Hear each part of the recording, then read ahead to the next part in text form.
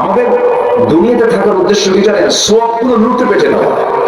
সবগুলো কি লুটে পেটে নেওয়া। সামনে একটা মাস আসতেছে, আল্লাহুম্মা বারিক লানা ফি রজব ওয়া শাবান ওয়া বাল্লিগনা রমাদান। আল্লাহ তুমি আমাকে রজব শাবানের বরকত দাও, রমজান পর্যন্ত আমার হায়াত বাড়ায়া দাও। রমজান মাস হচ্ছে সওয়াবের মৌসুমের মাস। আমার দেশে ফল ফলাদের মৌসুম কোন মাস বলে? জ্যৈষ্ঠ মাস। হ্যাঁ, জ্যৈষ্ঠী মাস। জ্যৈষ্ঠী মানে কি? মানে রসালো মাস। এই মাসে সব রস আল্লাহ পাক ফলের মধ্যে ঢুকায় দেয়। তো ফল ফলাদির মৌসুম যেমন জ্যৈষ্ঠ মাস, সব লুটে ওঠার মাস মৌসুম হচ্ছে রমজান মাস। আল্লাহ যেন রমজানের সকল এই রমজানের মধ্য দিয়ে যেন আল্লাহ পাক আমাদেরকে মাসুম যেন বানায় দেয়। আল্লাহ কবুল করুন, জোরে বলি আমিন। কিন্তু সমস্যা হলো রমজান মাসে ভালোই থাকে, ঈদের দিন 3 বোতল মদ খেয়ে শীত হয়ে পড়ে। আছে না নাই? মানে এমন রমজান মাসে এমন সুবিশাল হয় যে ফেরেশতা হয়। এক গ্রুপ চলে যায় মক্কায় মদিনায়, বাস কান্দে কান্দে হুজুরকে বলে, হুজুর আপনি এমন দোয়া করবেন, এমন ভাবে হুজুর কাঁদবেন যেন চোখের পানি বের হতে বাধ্য। দোয়াটা হইয়া পরের দিন 3 দিন মুশলাই মদ খায়।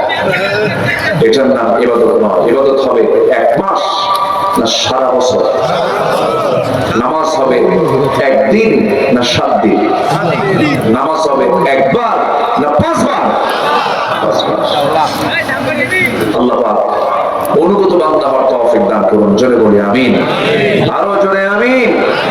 সমস্ত প্রাণী জিকির করে কার? বলেন, সমস্ত প্রাণী জিকির করে কার? আমার আল্লাহ শুধু আমার রব না সবার রব? এই যে ছোট ছোট পোকা, এই যে পোকাগুলো, এই যে পোকা আমার সামনে যে ঘুরতেছে ছোট ছোট, এর মধ্যে হাড় আছে না? আছে আছে না?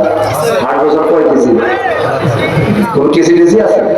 এর মধ্যে দেখেন ছোট্ট একটা পোকা, মশা। এই মশা, এটা একটা বিশাল প্রযুক্তি। এই মশার চোখ থেকে এই ক্যামেরা তৈরি হয়েছে, ক্যামেরা, ড্রোন ক্যামেরা, সব মশা থেকে তৈরি হয়েছে। সুবহানাল্লাহ বললেন না? মশার চোখ কিন্তু মারাত্মক। ও চতুর্দিকে তাকাতে পারে। ও যখন আপনার শরীরে বসতে নেয়, আমার কথা কি বিরক্ত হচ্ছেন না? কেন? কারণ কোনো কষ্ট নাই তো? মশা যখন কারো শরীরে পড়ে, আচ্ছা বলেন তো, আমার দেহ থেকে রক্ত নেওয়া কি সহজ? আপনি নিতে পারবেন সহজে? আপনার অভিজ্ঞতা নেই, আপনি তো নিলে আমি তো বলে যাবো, আমার তো অবস্থা খারাপ হয়ে যাবে। এমনকি ভালো প্যাথোলজিস্টকে এই রক্ত নিতে গেলে কত টেনশন করে, কত কি করে ভেইন খুঁজতে হয়। আর মোটা মানুষের তো কোনো কথাই না, রক্ত খুঁজি হয়, খুঁজে বের করে তাও মিস হয়, সে রক্ত বের করতে হয়। আর একটা মশা শুধু বসলো, কি প্রযুক্তি ব্যবহার করে আপনিও টের পান না। কি কথা কি বুঝতেছেন? সুন্দর করে বসে, এই যে মুখের যে সুরটা আছে, সামনের যে অংশটা, এটা চিকন সূক্ষ্ম হলেও এর মধ্যে আবার 6টা ভাগ আছে। কয়টা ভাগ? 6টা ভাগ। 6টা কাজ। প্রথম 2টা দিয়ে করে কি? আগে আমার আপনার চামড়া নামক এই দেহের উপরে বসার পরে করে কি? চামড়াটা ফেলে দেয়। চামড়া ফেলে ফেলার পরে পরের 2টা অংশ দিয়ে ব্লাড ভেসেল খুঁজতে থাকে, রক্তের ভেসেল খুঁজে বের করে পঞ্চম অংশটুকু দিয়া করে কি? আস্তে করে কেমিক্যাল নিঃসরণ করে সেখানে চতুর্দিকে অ্যানেস্থেসিয়া করে। যারা মেডিকেলে পড়েন তারা বুঝবেন, অ্যানেস্থেসিয়া মানে অজ্ঞান করে নেয়। চতুর্দিকে অজ্ঞান করে নিয়ে অবশ করে নেওয়ার পরে 6ষ্ঠতম অংশ দিয়া আস্তে করে সেটার বড়িটা বসায় দিয়ে আস্তে করে সে নিতে থাকে।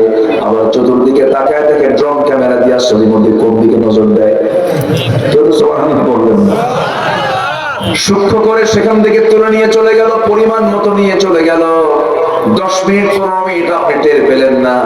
ওই যে কেমিক্যাল দিয়েছে, ওই যে নিঃসরণ করেছে, যে অ্যানেস্থেসিয়া করার জন্য, তার মেয়াদ শেষ। 15 মিনিট পর চুলকায় কেন? চুলকায় কেন? একটু ফুলে উঠলো, ঘটনা ঘটায় ফেলছে, মশা কামড় দিয়ে চলে গেছে। এই মশা এত সূক্ষ্মভাবে আমার আপনার দেহের মধ্যে পড়েছে। এই মশাকে রিসার্চ করে, শুরুকে রিসার্চ করে আজকে মসকিউটো ইনসার্ট নিডলস তৈরি হয়েছে। যেরকম সুবহানাল্লাহ, তার নামই দিয়েছে মসকিউটো ইনসার্ট সিরিঞ্জ তৈরি হয়েছে। প্রযুক্তির বিশাল কিছু একটা ছোট্ট প্রাণীর মধ্যে আল্লাহ পাক রেখে দিয়েছে। রাতের বেলা ঘুমিয়ে পড়ি, শীতের মধ্যে মশা নাই, গতকাল কিন্তু আমি শুয়েছি এক জায়গায়, দেখলাম এই মশার সারাই তো মশারি টাঙে কিছুক্ষণ পরে সারে গামা কথা বিষা কি কথা কি বুঝতেছেন, নাকের কাছে কানের কাছে সে এমন গাছ গায় ঘুম হওয়া উচিত। সে আপনাকে খুঁজে পেল কেমনে? আপনি দেখলেন না, আপনি আলো দিয়েও দেখতে পেলেন না, সে আপনাকে অন্ধকারে খুঁজে নিল কেমনে? খুঁজে নেওয়ার কারণ হলো প্রত্যেকটা মশাকে আল্লাহ পাক এত ঘ্রাণ শক্তি দিয়েছেন যে ৭৫ ফুট দূর থেকে টের পায় এখানে কোন ছবি মূর্তি শুয়ে আছে। সুবহানাল্লাহ। কোন প্রাণীর নাম কি? মশা। আমার বন্ধুগণ,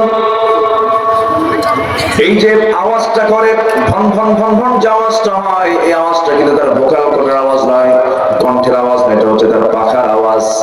বিজ্ঞান বলছে আল্লাহ রাব্বুল আলামিন ওই মশার দেহের ভিতরে এমন মেশিন সেট করে দিয়েছেন, প্রত্যেকটা সেকেন্ডে একটা মশা ৪০০ থেকে ৫০০ বার তার পাখাটা ঝাপটান মারে। চিৎকার মেরে বলুন সুবহানাল্লাহ। প্রতি সেকেন্ডে ৪০০ থেকে ৫০০ বার। আজ পর্যন্ত কোন মেশিন আবিষ্কার হয় নাই যা মশার গায়ে যে মেশিন লাগানো আছে বা মেশিন কেউ তৈরি করতে পারবে। আল্লাহ পাক এই কথা বললেন ১৫০০ বছর আগে, ইন্নাল্লাহা লা ইস্তাহি আন ইয়াদরিবা মাসালান মা বাউদাতান ফামা ফাওকাহা। আল্লাহ তাআলা এই মশার উদাহরণ দিয়েছেন আজ থেকে ১৫০০ বছর আগে। ফাল্লাযীনা আমানু ইয়ালামুনা আন্নাহুল হাক্কু মির রাব্বিহিম। আল্লাহু আকবার। সম্মানিত ভাই, আল্লাহ আমাকে বেশি ভালোবাসেন, আমি আল্লাহকে বেশি ভালোবাসি। অনেক চিন্তা আছে, বুঝলেন? আমার তো ছেলে সন্তান আছে, ৫-৬টা মেয়ে ভাই, আল্লাহ আমার ভালোবাসলো কেন? এরকম চিন্তা করতেছেন নাকি? বলেন, কি আমাকে বেশি ভালোবাসেন? বলেন না, আমি আল্লাহকে বেশি ভালোবাসি। আল্লাহ আমাকে বেশি ভালোবাসে। শুধু আমাকে না, সকল প্রাণীকে ভালোবাসেন। একটা পাখি সেই সাইপ্রাস থাকে, সাইবেরিয়ান দ্বীপপুঞ্জ কোথায়, বিশাল শীত, শুধু তাপমাত্রা তো নাই, -15-20 পর্যন্ত মাইনাসে চলে আসে, কোন মানে সেখানে তাপই নাই। ওই এলাকার মানুষগুলো না হয় বসবাস করার জন্য বিভিন্ন মাধ্যম খুঁজে বের করে, কিন্তু একটা পাখি অসহায় পাখি, সে বাঁচবে কেমন? এই পাখিটা বাঁচার উপায় কি? বসা, কোনো প্রস্তুতি নেই, বসা। তো এই পাখিটা বাঁচবে কেমনে? ওর তো ব্লাড জমাট হয়ে সে তো মারা যাবে। আল্লাহ বলে দেন, এই পরিযায়ী পাখি, অতিথি পাখি, তুমি এই দেশে আর থাইকো না, তোমাকে বাংলাদেশ পাঠায় দিলাম। কেউ তো সুবহানাল্লাহ বললেন না। কত দূর? ৪০,০০০ কিলোমিটার দূর। ৪০,০০০ কিলোমিটার দূরের একটা পাখি বাংলাদেশের হাকালুকি বিল, চলন বিল, আত্রাই নদী চিড়ে চলে গেছে যে বিলের মধ্য দিয়ে, সে চলন বিল, এই চলন বিল, হাকালুকি বিল, ওই মনপুরা, এরপরে ওই হাতিয়ার সন্দ্বীপ, আর কি বলে মহেশখালী কুতুবদিয়ার দ্বীপে গিয়ে এই অতিথি পাখিগুলো গিয়ে আশ্রয় নেয় ৬ মাসের মতো করে। চলে আসে সেই সাইবেরিয়ান দ্বীপপুঞ্জ থেকে ৪০,০০০ কিলোমিটার। কোন ফ্লাইটে আসে? বিমান নাম্বার কত? নিজস্ব ফ্লাইটে। দেখেন, আল্লাহু আকবার বলেন, আল্লাহু আকবার। নিজস্ব ফ্লাইটে চলে আসে। আল্লাহ বলেন, পাখি তুই বাঁচবি না, তোর তো বাঁচা দরকার, তোর রক্ত জমাট বেঁধে তুই মারা যাবি, তুই বাংলাদেশে চলে যা। সুবহানাল্লাহ। আজকের বিজ্ঞান বলছে বার্ডস হেডিং গন্তব্যে পৌঁছতে শুধু সূর্যের অবস্থান, তারকা চিহ্ন, স্থলভাগের দৃষ্টান্তই নয়, এই পরিযায়ী পাখির চোখে রেটিনায় মহান রব্বুল আলামিন ক্রিপ্টোক্রম নামে এক আশ্চর্য প্রোটিন দিয়েছেন, যার সাহায্যে পৃথিবীর চৌম্বক ক্ষেত্র পর্যন্ত তারা শনাক্ত করতে পারে। সুবহানাল্লাহ। জিপিআরএস ট্র্যাকিং লাগানো, তার চোখে আল্লাহ পাক এই প্রোটিন দিয়েছেন, সে প্রোটিন খুঁজে খুঁজে চলে আসে বাংলাদেশে, ওই লাইন দিয়ে ধরে ধরে আবার সে তার বাসায় ফিরে যায় ৬ মাস পরে। কার খেলা? বলেন, কার লীলা খেলা? কার লীলা খেলা? সে আল্লাহ বলছেন, বান্দা আমি তোর রব, আমি তোকে খুব ভালোবাসি, আমি তোকে কিছু দায়িত্ব দিয়ে দুনিয়াতে পাঠিয়েছি, আমার দায়িত্ব তুই পালন কর। পাখি কিন্তু জিকির করে। পাখি কি করে? জিকির করে। ওই যে আসে, পাখা বেয়ে বেয়ে আসতেছে, সে সময় কি করে? আল্লাহ পাক তাও বলছে।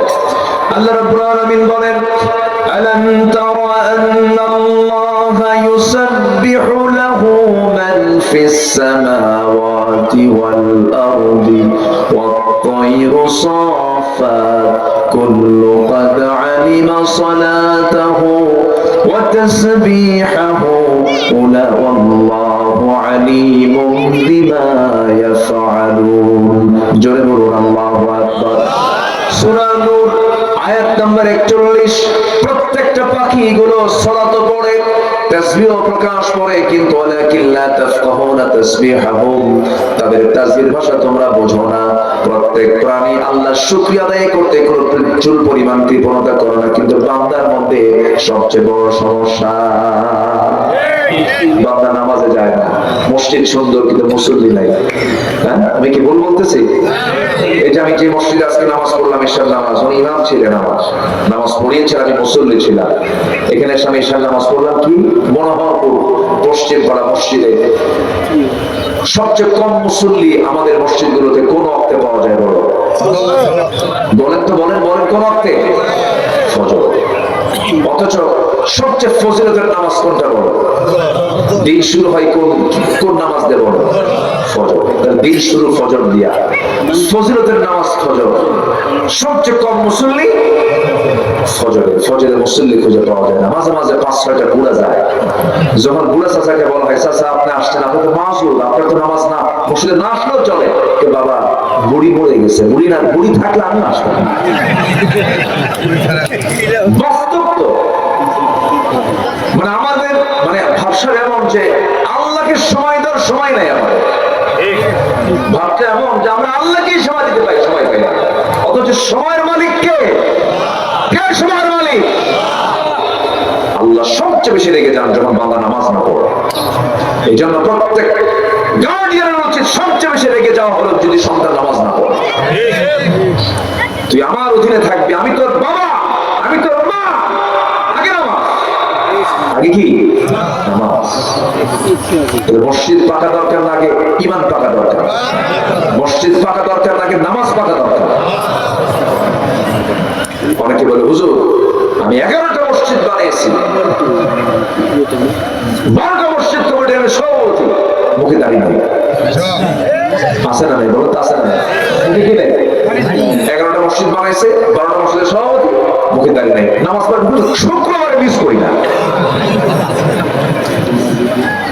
এগুলো করা যাবে না সবাইকে ধোঁকা তো দেওয়া যাবেই না আল্লাহকে ধোঁকা দেওয়া যাবে আস্তে করে আল্লাহকে ধোঁকা দেওয়া যাবে নামাজ না পড়া মানে কি কার আইনের সীমা লঙ্ঘন করা বল কার আইনের সীমা লঙ্ঘন করা আল্লাহর আইনের একটু আসেন আমার আল্লাহ কি কি অপছন্দ করেন এই অপছন্দের একটা তালিকা আজকে আমি দিতে চাচ্ছি আল্লাহ কি কি অপছন্দ করেন কষ্ট হচ্ছে নাকি আপনাদের আলোচনা চালাবো জোরে বলি ইনশাআল্লাহ কি থানা এটা বলি জানো মহাদেব তো শুধু দেবী না মহাদেব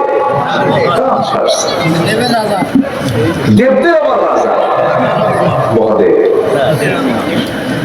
এইদিকে হিন্দু ভাইদের কিছু সংখ্যা আছে নওগাঁ মেইন প্রকারও আছে অনেক হিন্দু ভাইরা আছে জি আলহামদুলিল্লাহ ভালো আমরা সব ভাইদের সম্মান করি কিন্তু হিন্দু ভাইরা আমাদেরকে সম্মান করতে পারবো না হিন্দুর যে কান্ট্রিটা ভারত আমাদের প্রতিবেশী কিন্তু আমাদের সাথে কি আচরণ করে জানেন কোন গ্রামে সুন্দরী বউ রিক্সাওয়ালা গরিব রিক্সাওয়ালা সুন্দরী বউয়ের দিকে যেরকম গ্রামে অনেক মানুষের বদনজর থাকে তো ঠিক আমাদের সঙ্গে আচরণ হলো গ্রামের এক সুন্দরী রিক্সাওয়ালা মানে এক রিক্সাওয়ালা সুন্দরী বউয়ের মতো যার দিকে সবার বদনজর থাকে আমাদের দিকে তাদের বদনজর খুব তার বাবরি মসজিদ ভেঙে চুরমার করেছে ওরা আল্লাহর ঘরকে ভেঙে দিয়েছে ভারত একদিন টুকরো টুকরো হয়ে যাবে ঠিক কিনা টুকরো টুকরো হয়ে যাবে আমরা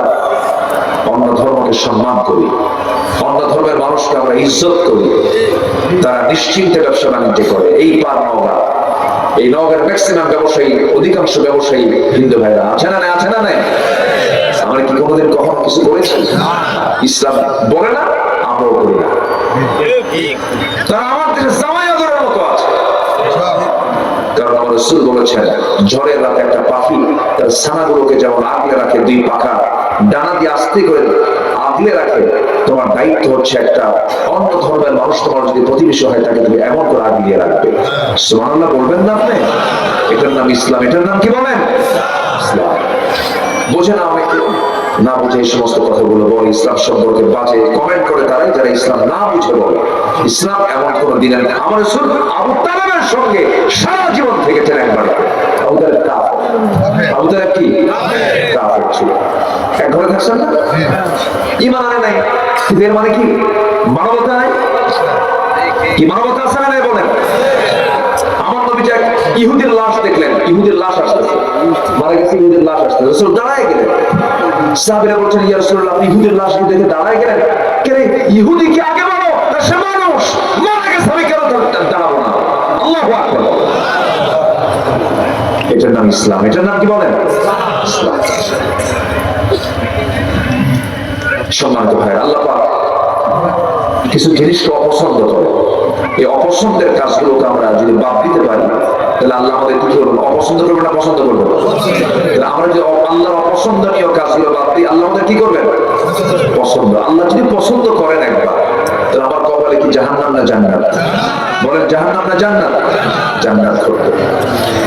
অপছন্দের কাজের তালিকায় আমি আজকে 17টা পয়েন্ট আমি উপস্থাপন করতে চাচ্ছি।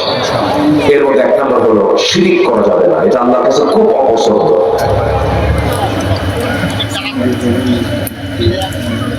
শিরিক এটা বিশাল একটা আলোচনা। শনিবারে বাস কাটা যাবে না, সকালবেলা বাকি দেওয়া যাবে না, মঙ্গলবারে বিয়ে হওয়া যাবে না, এরপরে বিয়ের দিন বৃষ্টি হলে সারা জীবন চোখের পানি ফুরাবে না। আছে কিনা বলেন? ট্রাকের পিছনে সেরা জুতা লাগানো। আমি একদিন এক ট্রাকের ড্রাইভারকে বললাম প্রায় ট্রাকের পিছনে সেরা জুতা লাগান দেখি ব্যাপারটা কি? তো বদ নজর থেকে বাঁচার জন্য। কাঁঠাল গাছে ডালে গরুর দাঁত লাগানো। এই আছে কিনা বলেন? আছে কিনা বলেন? দাঁত লাগাইছে কেন? কাঁঠাল যেন মিস না হয়। কাঁঠাল যেন মিস না হয়। চোখে অঞ্জলি ওঠে। চোখে কি ওঠে? ও যে খুব ব্যথা করে। এদিকে এলাকায় কি বলে? এটা সারার জন্য কি করে জানেন? কিছু কিছু এলাকায় চালু আছে। কি বলেন? কি কি করে? ঠেকান লাগে। কি যেন ঠেকায়? ওটা ঠেকাও ঠিক হয়ে যাবে। এগুলো পাইছে যে কোথায় আল্লাহ জানে। এই রাখি কি ঠেকায়? এই তো অবস্থা। এগুলো পাইছে কোথায়? ম্যাক্সিমাম বাচ্চা কপালে এই কোনায় এটা কালো টিপ লাগায়। লাগায় না? লাগায় না? এখন কমছে অবশ্য, হয়তো আমাকেও দিছে, আমারও দিছে, আপনারও দিছে। এগুলো দিছে আমার বিশ্বাস, এগুলো দিছে। এগুলো জানা। একদিন দাদিকে বললাম দাদি এই যে বাচ্চাদের, আমার দাদিকে বলছিলাম, আমার মনে আছে, কপালে টিপ দিছে কেন? বদ নজর থেকে বাঁচার জন্য। পাইছো কোথায় এটা? আমার মায়ের থেকে পাইছে। এটা মায়ের হাদিস আর দাদির হাদিস, কিন্তু আসল হাদিসে নাই। এগুলো শিরক। এগুলো বিশ্বাস করা যাবে না। এগুলো বিশ্বাস করলে তার স্পষ্ট শিরক হবে। এরকম বহু কিছু আছে, এগুলোর ধারে পাশে যাবো না। আরেকটা বড় শিরক হলো যারা আল্লাহর আইনকে বাদ দিয়ে দুনিয়ার আইনকে যারা বিশ্বাস করে। এই শিরক কিন্তু সবচেয়ে বড় শিরক। এই শিরক আমার দেশে আছে না নাই? একজন মুসলমান কখনো মানুষের তৈরি করা আইনকে বিশ্বাস করতে পারে না। একজন মুসলমান কখনো মানুষের দল করতে পারে না। একজন মুসলমান দল করবে কার? তার নেতা হবে একজন মুহাম্মদ সাল্লাল্লাহু আলাইহি ওয়াসাল্লাম। যদি না মানে আপনি শিরক করে ফেললেন। আপনার শিরকের কোনো গুনাহ মাফ হবে না। কার ওয়াদা এটা? কার ওয়াদা? আল্লাহ রাব্বুল আলামিন বলেন ইন্নাল্লাহা লা ইয়াগফিরু আন ইউশরাকা বিহি ওয়া ইয়াগফিরু মা দুনা যালিকা লিমান ইয়াশা ওয়া মান ইউশরিক বিল্লাহি ফাকাদ ইফতারা ইসমান আযীমা। জোরে বলুন আল্লাহু আকবার। আল্লাহ সব গুনাহ মাফ করবেন।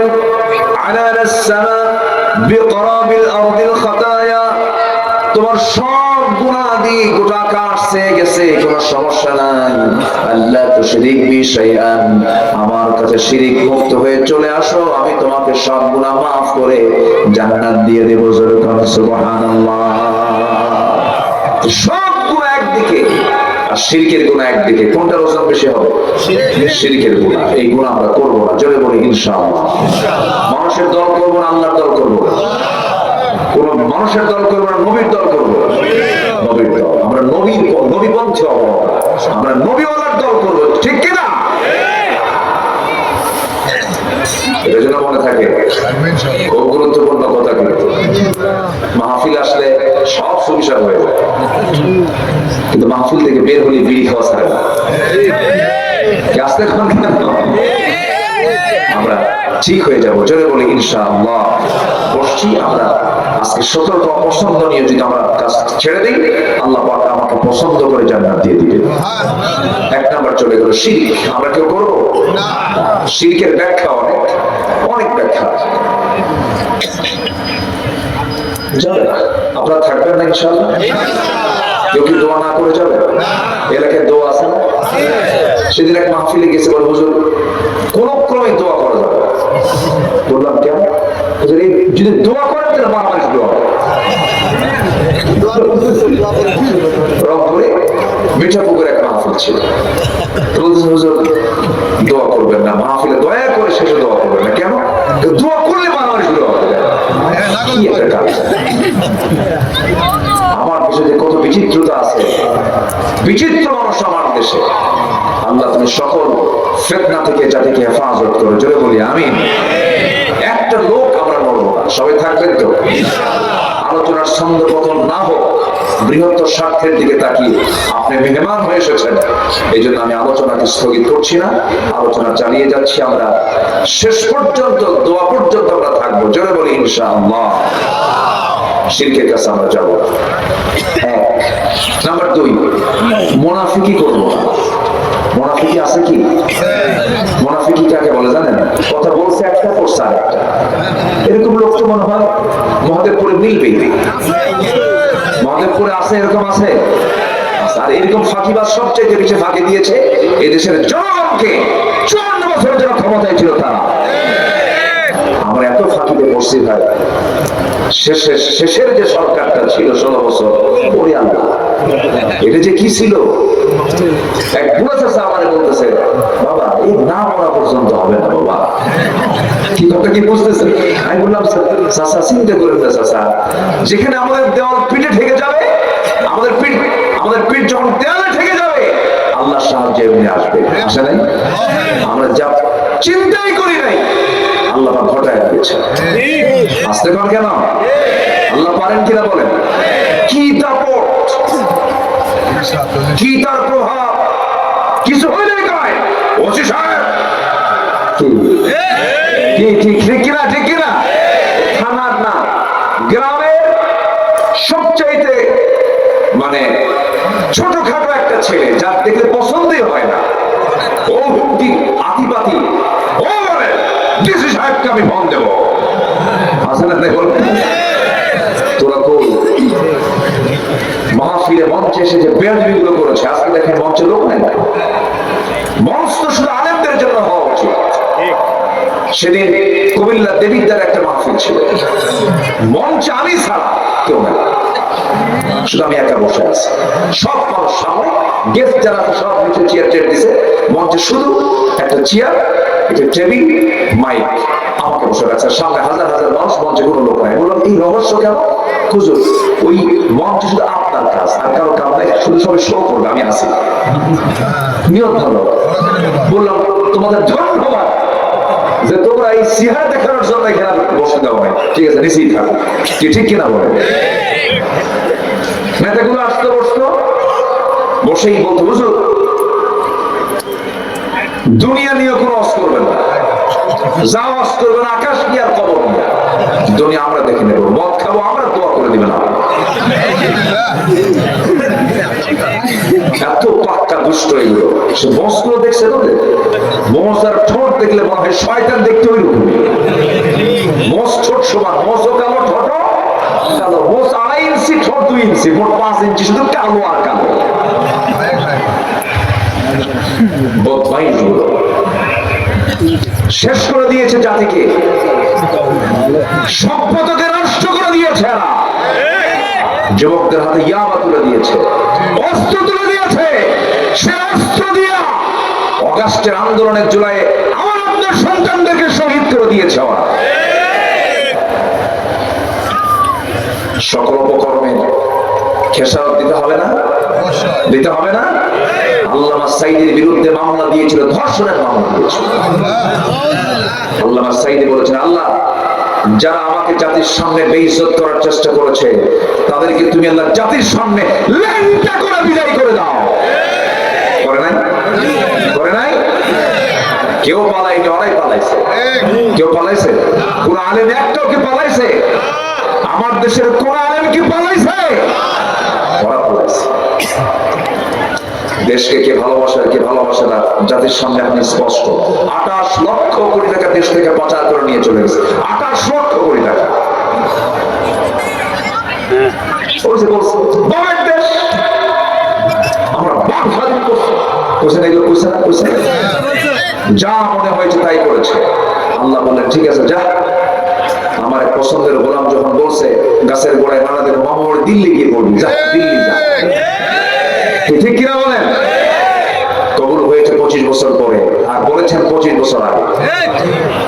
আল্লাহ আল্লাহ আল্লামা সাঈদী রাহিমাহুল্লাহর কবরটাকে জান্নাতের নূর দিয়ে মুনাফফর করুন। লোকটা 13টা বছর কেমন করে সময়গুলো পাড়ি দিয়েছে। জেল খেলার এক একটা সেকেন্ড যে কত কষ্টে, যারা ভুক্তভোগী তারা ছাড়া কেউ বুঝবে না। সম্মানিত ভাইরা, তবে কষ্টের পরেই তো সুখ থাকে। আল্লাহ যেন তার কবরটাকে জান্নাতের নূর দিয়ে মুনাফফর করে দেন। যদি বলি আল্লাহুম্মা আমিন। শরীফ ওসমান হাদি কি একটা ফুটন্ত গোলাপ, দেশকে ভালোবাসে, দেশের জন্য কথা বলে। পার্লামেন্টে সদস্য হওয়ার জন্য সে এমপি মনোনয়ন নিয়ে সে ইলেকশন করবে। 32 বছর বয়সের এক ফুটন্ত গোলাপ, তার এক একটা কথা বারুদের মতো, এক একটা কথা এক একটা চমকের মতো, না দেওয়ার মতো। সহ্য হয়নি, প্রকাশ্যে দিবালোকে গুলি করে হত্যা করা হলো। আজ পর্যন্ত সে আসামি শনাক্ত করা হয়নি। কি বলবো আমরা? একটা হত্যার যদি বিচার না হয়, আমার আপনার বিচার হবে? আমরা বিচার চাইলে পাবো? আমরা পাবো? কেউ পাবো? একটা দেশকে যখন তখনই ভালো বলা যায় যখন দেশে বিচার থাকে। ওমর ফারুকের সময়, ওমর ফারুক রাদিয়াল্লাহু আনহুর সময় উনি নিজে একটা ঘোড়া কেনার জন্য গেছেন হলো বাজারে। ঘোড়া, এখন হুন্ডা কিনতে, আগে কি কিনতে যেত? ঘোড়া। ঘোড়া কিনতে গেছেন, ঘোড়া নিয়েছেন, টাকা দিয়ে পয়সা দিয়ে লেনদেন করে ঘোড়া দেখে সুস্থ একটা ঘোড়া তিনি নিয়ে বাড়িতে চলে আসছেন। আসার পথে 4 পায়ে ঘোড়ার অকেজ হয়ে পড়ে গেল। 4 মাইল 5 মাইল যেতে না যেতে উনি গেছেন খেপে, তুই কি ঘোড়া দিবি? চলে এসে বলছে, এই ঘোড়াওয়ালা, ঘোড়া নাও, টাকা দাও। এই ঘোড়া নেবো না। ঘোড়াওয়ালা বলছে, আমিরুল মুমিনিন, আপনার এই কথাটা আমার পছন্দ হলো না। কেন? ঘোড়া তো আপনি সুস্থ নিয়েছেন, লেনদেন হয়ে গেছে, আপনার মালিকানা যাওয়ার পর অসুস্থ হয়ে পড়েছে, এই দোষ আপনি আমাকে দেন কেন? কেন অসুস্থ ঘোড়া তুমি নিয়ে নাও, আমাকে টাকা দাও। এখন ঘোড়াওয়ালা বলছে, দেখেন আপনার কথাও ঠিক আছে, আমার কথাও ঠিক আছে, চলুন আমরা আদালতে যাই। কোথায় যাই? কাকে বলতেছে? বলেন কোন লোকটাকে? কোন লোকটাকে? সাধারণ কোন লোক? 40টা রাষ্ট্র চালান তিনি, 40টা রাষ্ট্র। সেই লোককে ঘোড়া বিক্রেতা বলতেছে চলেন আদালতে যাই। সাইয়েদনা ওমর ফারুক বললেন, ঠিক আছে চল আদালতে যাই। কিচ্ছু করার নাই, আইন সবার জন্য সমান। আদালতের সামনে দাঁড়িয়ে গেছেন। আদালতের বিচারপতি সাইয়েদনা ওমর ফারুককে দেখা মাত্র ওই সামনে দাঁড় হয়ে বলছেন, আমিরুল মুমিনিন সালামু আলাইকুম, আপনাকে সালাম দিচ্ছি।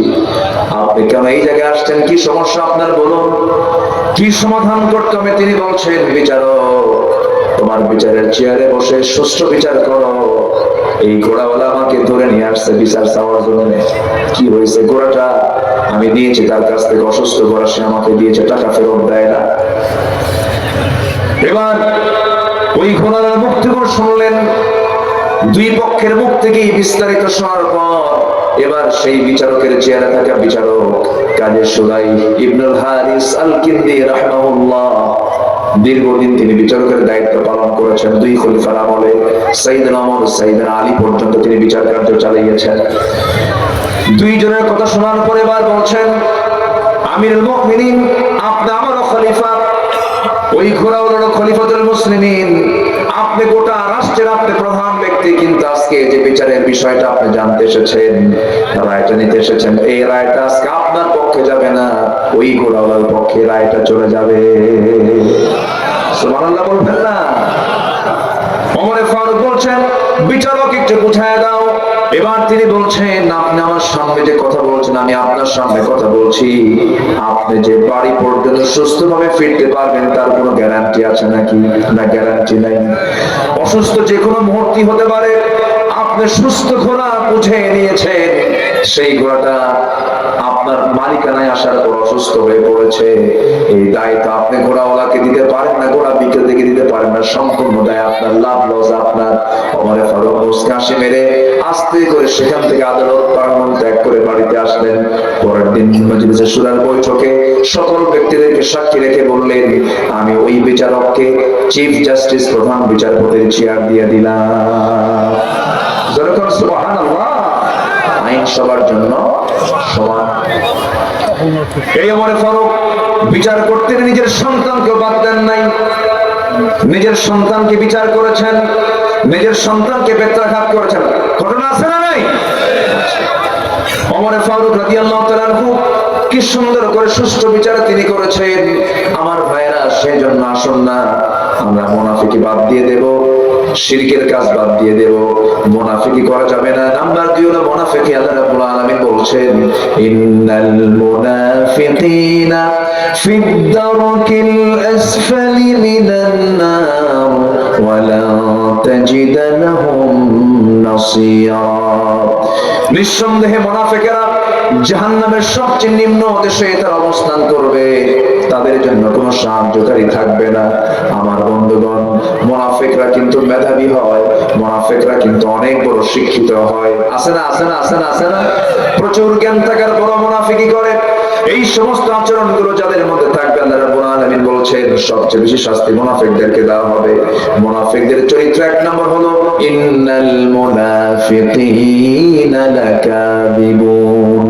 নিঃসন্দেহে মুনাফিকরা হলো সবচেয়ে বড় মিথ্যুক, এরাই সবচেয়ে বড় মিথ্যা কথা বলে। আমার বন্ধুগণ, মুনাফিকের আলামত হলো 4টা।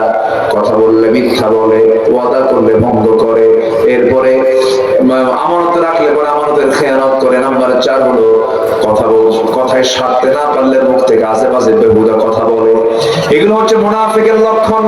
মিলে গেলে চেঞ্জ করে নিতে হবে, স্বভাবগুলোর পরিবর্তন না হলে বড় বেকায়দা হয়ে যাবে। আমার বন্ধুগণ, আমার জিহ্বা দিয়ে আমি যা বলবো আল্লাহ তাই কবুল করবেন, শুধু শর্ত হলো জিহ্বা থেকে মিথ্যা বাদ দিতে হবে। মিথ্যা বাদ দেব, সবাই রাজি আছেন নাকি? বলুন তো, জাতিগত ভাবে আমার দেশের মানুষ সত্যবাদী বেশি না মিথ্যাবাদী বেশি? কত মিথ্যা কথা কয়, একদম খারাপ করে মিথ্যা কথা। আপনি আছেন কই? জাহান্নামের চৌরাস্তায়। গুরু ঠিক ঠিকানা নেই, কিভাবে মিথ্যা কথাগুলো বলে, একদম অবলীলায় বলে ফেলে মিথ্যা কথা। বরং একজন ব্যক্তির জীবনে কৌতুক করে মিথ্যা বলেননি যিনি, কে? মুহাম্মদ সাল্লাল্লাহু। তিনি কি রাজনীতি করেন নাই? তিনি কি দেশ চালান নাই? তিনি কি শাসন করেন নাই? তিনি কি বিচার করেন নাই? মিথ্যা না বলে রাজনীতি করা যায়, মিথ্যা না বলে দেশ শাসন করা যায়, মিথ্যা না বলে ব্যাংক চালানো যায়, মিথ্যা না বলে সবকিছু করা যায়। কিন্তু আমার দেশের ম্যাক্সিমাম জায়গায়, সব জায়গায় চলছে হলো মিথ্যা রাজত্ব। ঠিক কিনা বলেন?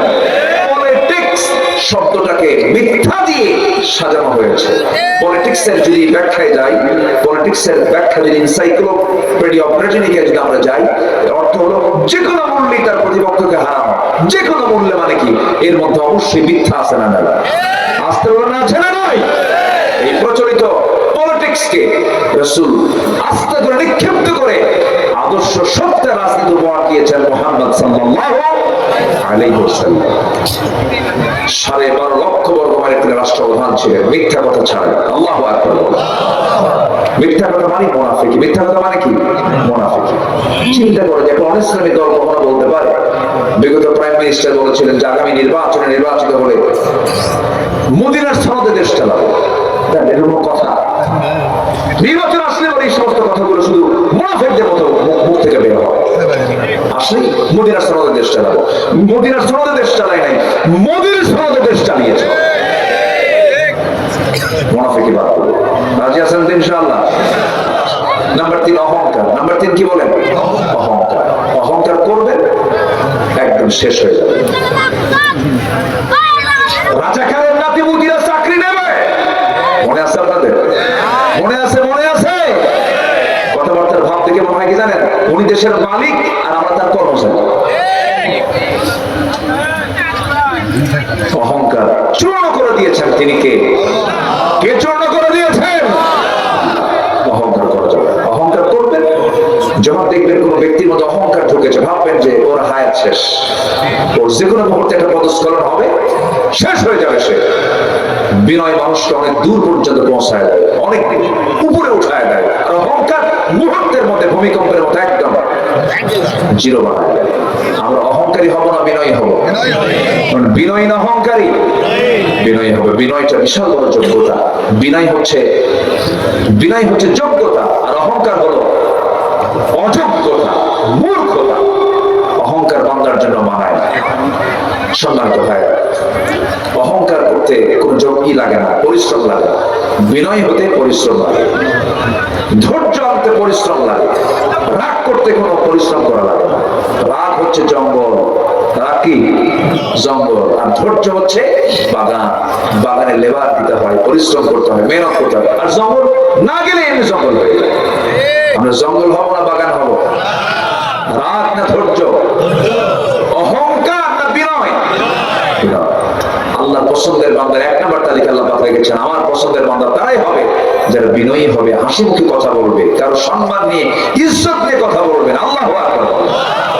আল্লাহ রাব্বুল আলামিন বলেন, ওয়া ইবাদুর রাহমানিল্লাযীনা ইয়ামশুনা আলাল আরদি হাওনান ওয়া ইযা খাতাবাহুমুল জাহিলুনা ক্বালু সালামা। আল্লাহর পছন্দের বান্দা তারাই যারা জমিনে চলাফেরা করতে গেলে বিনয়ের সঙ্গে চলাফেরা করে এবং মূর্খর সামনে পেলে পরে মূর্খর সঙ্গে তর্কে যায় না, সালাম দিয়ে সেখান থেকে বিদায় দেয়। ইমানদারদের কথা বেশি হবে না কম হবে? বলেন বলেন। কথা হবে কম, কাজ হবে বেশি, আমল হবে বেশি। কিন্তু এই বিষয়গুলো আসবে কখন? বান্দার মধ্যে এই গুণগুলো তখনই আসবে যখন জাতির মধ্যে সেই জ্ঞানগুলো ঢোকানো হবে। কোরআন নামক এই নূরটা যদি আলোকিত যদি হয়ে যায়, সমাজ কোরআনের নূর দিয়া সমাজটা জান্নাতের টুকরা হয়ে যাবে। সন্তান কলেজে পড়ে, সন্তান ভার্সিটিতে পড়ে, সমস্যা নাই। আপনার সন্তান কলেজে যাক, আপনার সন্তান ভার্সিটিতে পড়ুক, আপনার সন্তান ডাক্তার হোক, ইঞ্জিনিয়ার হোক, সমস্যা নেই। সবচেয়ে বড় আপত্তি হলো আপনার সন্তান তো নামাজটা পড়ার যোগ্যতা রাখে না। ঠিক কিনা বলেন? আপনার সন্তানকে সবার আগে দিতে হবে কিসের জ্ঞান? যেরকম কিসের জ্ঞান? কোরআন আপনার সন্তানকে বিনয়ী। ربنا ظلمنا أنفسنا وإن لم تغفر لنا وترحمنا لنكونن من الخاسرين। গভীর রাত, নিঝুম রাত, ঝিমানো রাত্রিতে চাঁদের মতো আজও মুসলমান নরনারী তোমার কালামের 2-3 আয়াতকে সামনে রেখে তোমার অপছন্দনীয় কাজের একটা তালিকা আজকে প্রকাশ করলাম, উপস্থাপন করলাম। শেষান দেশে 2টা হাত তোমার দরবারে পেতে আছে, গুনার দিকে নজর দিও না। বান্দা মনে করে তামাম জিন্দেগীর গুনাহগুলো মাফ করে দাও। জনম দুঃখিনী মা, জনম দুঃখী বাপজান যারা দুনিয়া থেকে বিদায় নিয়েছেন, জিন্দেগীর গুনাহগুলো মাফ করো, কবরগুলোকে জান্নাতের টুকরা বানায়া দাও। রব্বিরহামহুমা কামা রব্বায়ানি সগীরা, রব্বিরহামহুমা কামা রব্বায়ানি সগীরা। ও আল্লাহ, বিশেষ করে মাহফিলটার আয়োজন করলেন যারা, শোনার জন্য কষ্ট করে আসলেন যারা, বিনিময়ে কিয়ামতের কঠিন ময়দান যেদিন কেউ কাউকে চিনবে না, সেই কঠিন মুসিবতের দিনে মাহফিল সবার জন্য নাজাতের মাধ্যম বানায় দিও আল্লাহ। তোমার বান্দাগুলোকে নিয়ে এমন সময় হাত তুলেছি, মুসলমানদের পায়ের তলায় মাটি নাই, বাইতুল আকসাকে তুমি আল্লাহ মুসলমানদের হাতে তুলে দাও, কাশ্মীরকে মুসলমানদের হাতে তুলে দাও, এই ক্লান্তি লগ্নে মুসলমানদের জন্য একটা ওমর পাঠায়া দাও। আমার গোলাম রব্বানী ভাইকে কবুল করো, আমার হোসেন ভাইকে তুমি আল্লাহ কবুল করো। সবার নাম তো আমার জানা নাই, যারা যা চাও তুমি আল্লাহ পাওয়া করে দিও। তোমার মনোহরপুরের বান্দা বান্দিরা কত সুন্দর করে দান করলো, আমার দিলটা খুলে গেছে, আমার দিলটা ভরে গেছে আল্লাহ। এই সমস্ত দানের বদৌলতে উত্তম পুরস্কার তুমি আল্লাহ তাদেরকে দিয়ে দাও। সকল প্রকার বালা মুসিবত থেকে মনোহরপুরকে তুমি আল্লাহ হেফাজত করো। এই গ্রামের প্রত্যেকটা যুবকদেরকে তুমি আল্লাহ খালিদ বিনদের সঙ্গে তুমি আল্লাহ দয়া করো, কবুল আর মঞ্জুর করে নাও। দুনিয়া থেকে কোন দিন বিদায় নেব জানি না, ডান হাতে আমলনামা না আসা পর্যন্ত মরণ দিও না। কোন দিন মরে যাব কেউ তো জানি না। চোখের সামনে কত বন্ধুর বিদায় দিলা, কত আত্মীয় স্বজন চলে গেল রে। আমাকেও মানুষ একদিন বিদায় দিয়ে দেবে, আব্দুল্লাহ আমি একদিন খবর হবে নাই, গোলাম রব্বানী নাই, দুনিয়া থেকে বিদায় নিয়েছে। আল্লাহ মেহেরবানি করে তোমার কাছে ফরিয়াদ করি, হিসাবটা কঠিন করবা না। আল্লাহুম্মা হাসিবনি হিসাবান ইয়াসিরা ইয়া মুকাল্লিবাল কুলুব সাব্বিত কলবি আলা দীনিক। আল্লাহ তাআলা যেদিন দুনিয়া থেকে বিদায় নেব রে, টেনে হেঁচড়ে ঘর থেকে বের করে দেবে, জীবনের শেষ গোসলটা হয়ে যাবে, মরণ মৌসুম দেখে দেখে চলে যাবে, কবরে শোয়া দেবে, 24 ঘন্টা যাবে না, মাথার চুলগুলো খসে খসে পড়বে, 3 দিন লাগবে না রে, চামড়াগুলো গলে গলে পোকার পেটের খাবার হয়ে যাবে রে। মাত্র 7টা দিন পেটের নাড়িগুলি সব চোখ মুখ কান নাক দিয়ে বের হওয়া শুরু হয়ে যাবে, কিম্বত কিমাকার চেহারা হয়ে যাবে। ও আল্লাহ, 3টা মাস পর কবর খনন করে যদি দেখা হয় কয়েকটা হাড় ছাড়া কিছুই খুঁজে পাওয়া যাবে না, সে অন্তিম মুহূর্তে যখন চলে আসবে, জবানে জারি করে দিও লা ইলাহা ইল্লাল্লাহু মুহাম্মাদুর রাসূলুল্লাহ। ربنا ظلمنا أنفسنا وإن لم تغفر لنا وترحمنا لنكونن من الخاسرين।